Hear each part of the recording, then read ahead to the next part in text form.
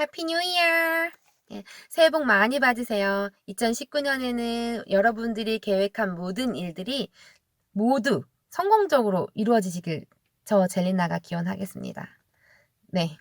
자, 오늘은 제가 상담을 받다 보면 이런 질문을 정말 많이 받아요. 강사분들이, 엠보임 강사분들은 필리핀인인데 발음 면에서 괜찮나요? 이런 질문을 많이 받거든요. 근데 여러분 혹시 생각해 보세요. 여러분은 한국인이잖아요. 우리 한국인들 중에도 유학 가지 않고 한국에서만 영어 공부를 했는데 발음 되게 좋고 원어민과 어느 정도 의사소통을 하는 분들 본 적 있으신가요? 뭐 그중에 한 명이 여기긴 한데 저도 아직 갈 길은 멀었으나 저는 유학 안 가보고 아무것도 안 해 봤는데 정말 우리나라에서 제가 순수 많이 듣고 따라 말하고 해 보고 하면서 어 좀 영어 실력을 쌓은 케이스이기도 해요. 근데 하물며 영어 솔직히 우리나라에선 영어 안 해도 사는데 전혀 지장 없잖아요. 제2 외국어로만 영어를 배우는 나라잖아요. 이런 나라에서도 정말 자기 노력 의하면 영어를 말하기를 잘 할 수 있는데 아시는지 모르겠지만 필리핀은요.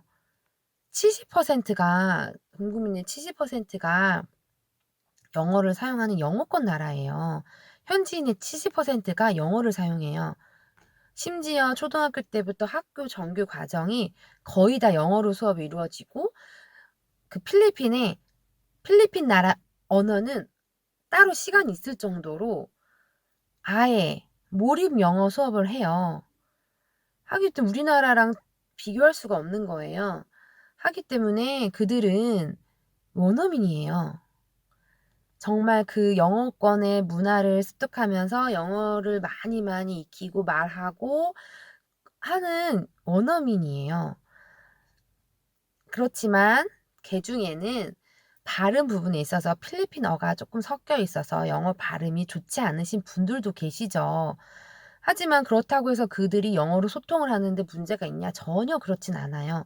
이렇게 쉽게 생각해 보면 돼요. 예를 들면은 필리핀 사람이 우리나라 말을 배우고 싶어서 한국에 유학을 왔어요. 그런데 맨 처음에 만난 선생님이 부산 사투리를 심하게 쓰시는 선생님이에요.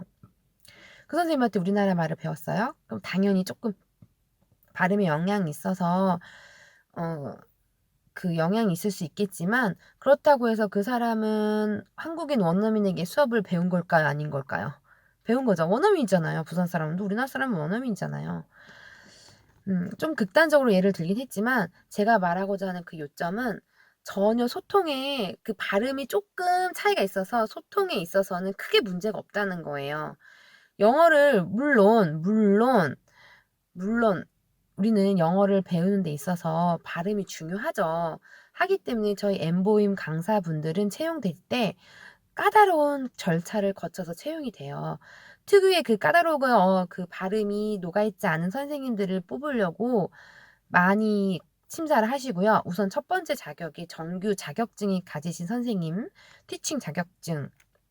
그리고 그 영어를 정말 그 좀 특유의 그 발음이 많이 녹아있지 않는 면서 인성이 좋으시고 티칭 자격이 되는 선생님들을 이렇게 많이 까다롭게 보고 뽑는단 말이에요.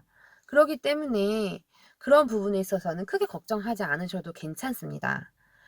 혹여나도 20% 정도 정말 그 필리핀의 특유의 발음이 섞여져 있는 강사분이라 '나는 쪼끔 싫다.'라고 하시면은 저에게 얼마든지 얘기를 해 주시면 그 본인 스타일에 맞는 강사분을 연결해 드려요.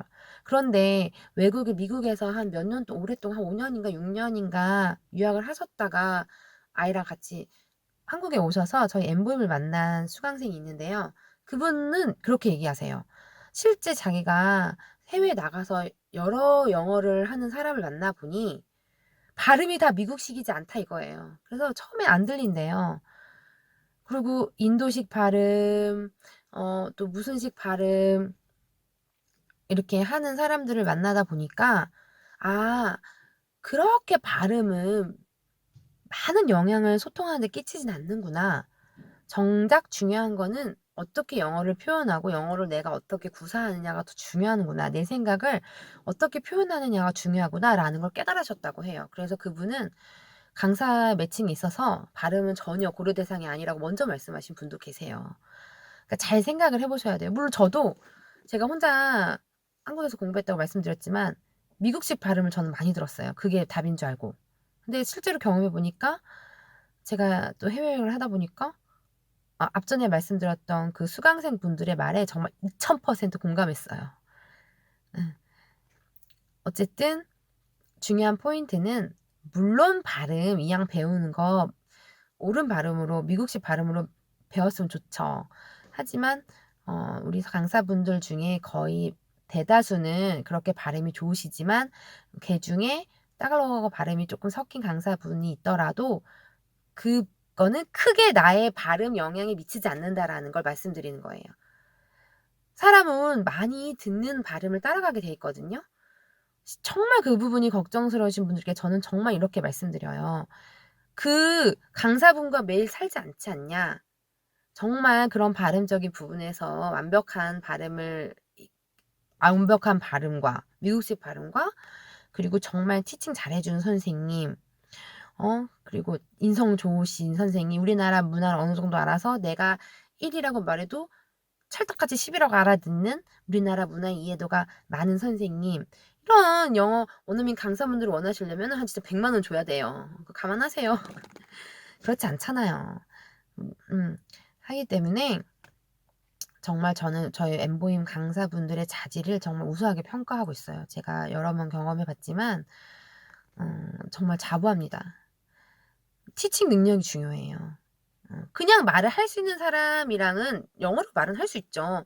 하지만은 내가 영어를 잘 말할 수 있게 옳은 문장으로 바꿔 주고 이끌어 주시는 그거는 티칭 능력이거든요. 그거 잘 생각해 보셔야 돼요. 그리고 발음이 정말 그렇게 걱정된다 하면은 전자도서관을 정말 많이 들으세요. 듣고 따라 말하고 또 듣고 따라 말하고 녹음하고 내 발음 듣고 또 듣고 따라 말하고 수정하고 그런 식으로 거의 그 원어민과 가깝게 말하려는 연습을 해 보세요. 그럼 100% 정말 나에게 매칭된 엠보임 강사분이 따갈로그어가 그 발음이 너무 심해서 이상하더라도 그런 식으로 전자도서관을 많이 계속 듣고 반복하고 실전 원어민 선생님과는 내가 말하려는 그 표현만 말하려고 좀 노력해 보고 하다 보면은 그 원어민 미국식 발음으로 따라가게 돼 있습니다. 예. 그래서 오늘은 이 저희 엠보임 강사분들의 발음 부분에서 걱정하시는 수강생 분들께 Don't worry. 걱정하지 마시라고 말씀드리고 싶습니다. 오케이? 자, 그러면 다음 시간에는 또 다른 질문으로 만나요. 굿바이.